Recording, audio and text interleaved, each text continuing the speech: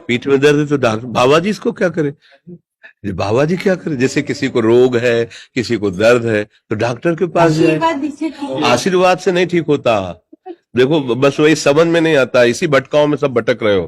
कोई जंतुर बांधेगा, कोई आशीष। इसीलिए तुम सब अच्छे कर्म करो। पूर्व के पूर्व कर्मों के पाप से हमें दंड मिलता है। अच्छे कर्म करो, नाम जप करो, माता पिता की सेवा करो, सद्भाव से चलो। अभी ये कर्म नष्ट हो जाएंगे, किसी से जंतुर बनवाने की जरूरत नहीं, किसी से आशीर्वाद मांगने की जरूरत है। अब नाम जप ना करो, खाओ मुर्गा मांस, पियो शराब, करो व्यभिचार करो, तो बाबा जी आशीर्वाद दे दे तो कोई आशीर्वाद काम नहीं करेगा। दुर्गति होगी यहां भी और वहां भी। हमारी बात समझो। जरूर बुरा लगता है, सत्य विषय बुरा लगता है, पर अगर बच्चा सावधान हो जाओगे तो सुखी हो जाओगे। कोई भी हो, हम किसी एक के लिए बात नहीं करते, सबके लिए करते हैं। सब भागते हैं इस बात में कि बाबा जी आशीर्वाद दे, रोग रहित हो जाओ। कभी नहीं होगा, कभी नहीं होगा।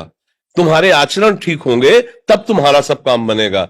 हाँ देखो ना, खा रहे हैं जीवों को उबाल उबाल करके मांस, पी रहे हैं शराब, कर रहे हैं बेविचार, बुद्धि भ्रष्ट होगी और नष्ट होना पड़ेगा, क्योंकि आचरण गलत है। कोई आशीर्वाद किसी का काम नहीं करेगा।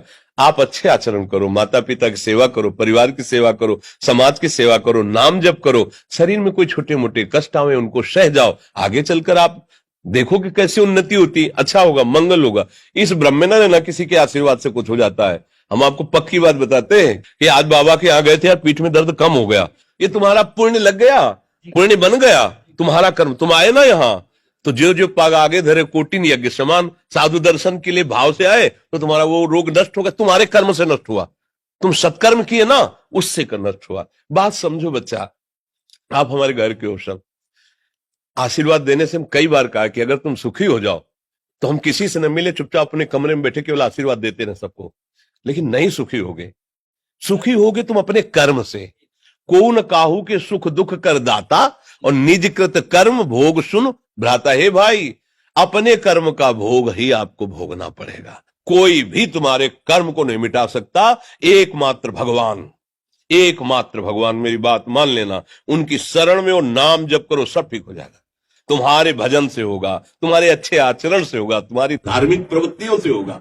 अब ये बात ना समझो तो फिर हम क्या कह सकते हैं। नहीं, हाँ यही तुम्हारा जन्मदिन की सफलता है कि हमारी बात मान लो, राधा राधा रटो, कोई नशा मत करना, अपने माता पिता की सेवा करो, समाज की सेवा करो जितना। और जो कष्ट है वो स्थायी नहीं है। आज विपत्ति आई, कल खत्म हो जाएगी। अभी दिन है, फिर रात आ जाएगा, रात है तो दिन आ जाएगा। ये क्रम चलता रहता है। हमें निराश नहीं होना, सूरवीर योद्धा की तरह हमें जीना है यार, कायर की तरह नहीं जीना है। जी ठीक है।